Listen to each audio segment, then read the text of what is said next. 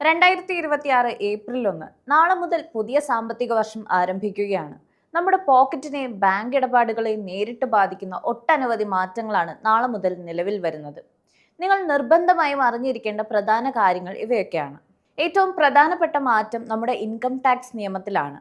1961 ആക്ടിന് പകരം income tax act 2025 നാളെ മുതൽ നിലവിൽ വരികയാണ്.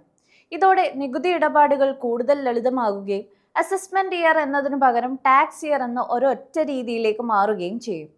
ശമ്പളക്കാരായ ജീവനക്കാർക്ക് പഴയ നികുതി വ്യവസ്ഥയിൽ HRA, കുട്ടികളുടെ വിദ്യാഭ്യാസ അലവൻസ് എന്നിവയിൽ കൂടുതൽ ഇളവുകൾ ലഭിക്കുന്നത് ആശ്വാസകരമായ വാർത്തയാണ്.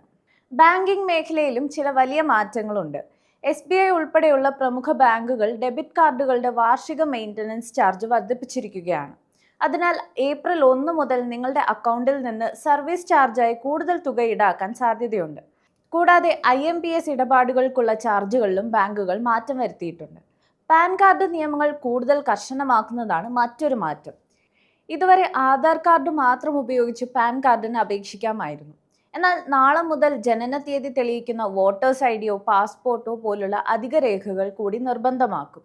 നിലവിൽ പാൻ കാർഡും ആധാറും ലിങ്ക് ചെയ്യാത്തവർക്ക് ബാങ്ക് ഇടപാടുകൾക്കും നികുതി റിട്ടേൺ ഫയൽ ചെയ്യുന്നതിനും വലിയ തടസ്സങ്ങൾ നേരിടേണ്ടി വരും. ഇൻഷുറൻസ് മേഖലയിൽ IRDAI പുതിയ അക്കൗണ്ടിംഗ് മാനദണ്ഡങ്ങൾ കൊണ്ടുവരുന്നതോടെ പോളിസി നടപടികൾ കൂടുതൽ സുതാര്യമാകും. അതുപോലെ തന്നെ ഇന്ത്യൻ റെയിൽവേയുടെ ടിക്കറ്റ് ക്യാൻസലേഷൻ നിയമങ്ങളിലും മാറ്റമുണ്ട്. ട്രെയിൻ പുറപ്പെടുന്നതിന് 8 മണിക്കൂർ മുമ്പെങ്കിലും ടിക്കറ്റ് ക്യാൻസൽ ചെയ്തില്ലെങ്കിൽ ഇനി മുതൽ റീഫണ്ട് ലഭിക്കില്ല.